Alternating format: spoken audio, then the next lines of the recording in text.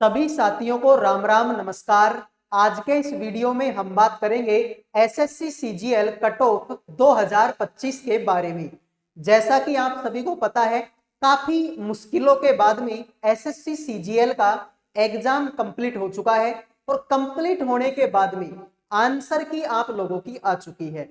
और आंसर की आने के बाद में आप सभी ने चेक कर लिया होगा कि आप लोगों के कितने नंबर बन रहे हैं। तो एक बार मेरे भाई सभी बच्चों से मैं रिक्वेस्ट करता हूं कि इस वीडियो में आप जो भी बच्चा इस वीडियो को देख रहा है, सभी अपने अपने जो नंबर हैं, सभी अपने अपने जो नंबर हैं वो कमेंट कर देना भाई। ये रिक्वेस्ट मैं आप लोगों से कर रहा हूं।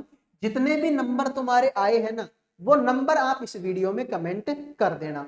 अब नंबर आप सभी ने देख लिए होंगे और हमारे पास में भी 2,75,000 बच्चों का जो डाटा है वो हमारे सामने आ चुका है। अब 2,75,000 बच्चे कम तो नहीं होते, तो इस डाटा के आधार पर हम ये अंदाजा लगाएंगे कि लगभग आपकी जो कट ऑफ है वो कितनी जा सकती है। तो सबसे पहले तो मैं बात करूंगा टोटल वैकेंसी की। तो टोटल वैकेंसी थी 14,582 के लगभग में वैकेंसियां थी।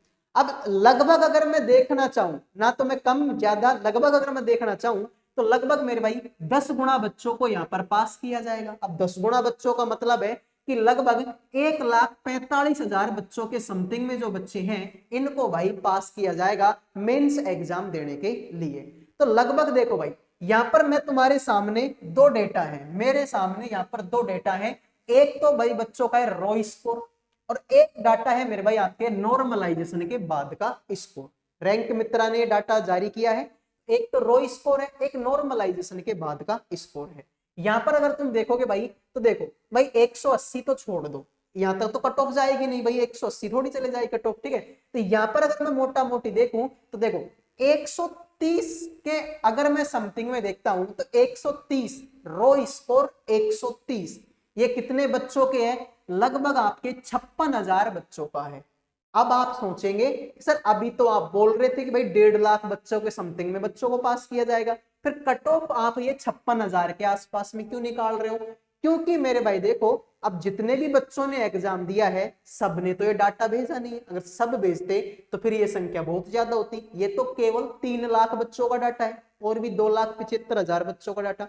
तो अभी तो दुनिया में और भी ऐसे, भारत में ऐसे और भी बच्चे होंगे जिन्होंने एग्जाम दिया था, उनके अच्छे नंबर भी हैं, लेकिन उन्होंने अपना डाटा यहाँ पर सेंड नहीं किया। तो इसीलिए मेरे भाई मैं यहाँ पर देख पा रहा हूँ 130 नंबर के आसपास में कितने बच्चों के हैं? 56,109 बच्चों के हैं। अगर इसी में नॉर्मलाइजेशन की बात करूं कि नॉर्मलाइजेशन होने के बाद में कितने बच्चों के हैं, तो 130 नंबर लगभग 54,715 बच्चों के हैं। यानी कि नॉर्मलाइजेशन में नंबर बच्चों के घटे हैं, नॉर्मलाइजेशन में बच्चों के नंबर घटे हैं। क्योंकि देख लो रो स्कोर लाने वाले तो कितने हैं? 56,000 बच्चे, और नॉर्मलाइजेशन में लाने वाले बच्चे कितने हैं? 54,715। यानी नॉर्मलाइजेशन में बच्चों के स्कोर घटे हैं।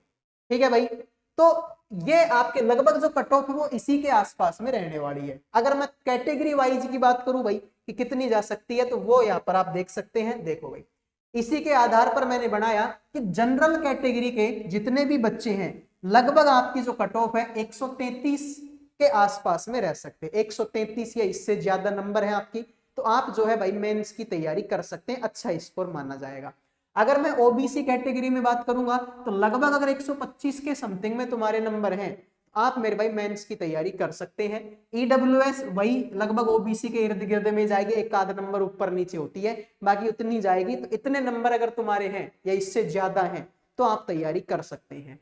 एससी कैटेगरी की बात करेंगे तो लगभग 115 नंबर, और एसटी कैटेगरी की बात करेंगे तो लगभग 105 नंबर। इतनी कट ऑफ यहां पर जाएगी। इससे कम नंबर है ना भाई, तो तुम तैयारी मत करो, किसी और एग्जाम की तैयारी कर लो। या इतने नंबर है या इससे ज्यादा नंबर है तो आप मेंस की तैयारी कर सकते हैं। आप मेरे भाई एकदम से बिल्कुल सेफ स्कोर में हैं, क्योंकि भाई पूरा का पूरा डाटा मैंने तुमको खोल के बता दिया।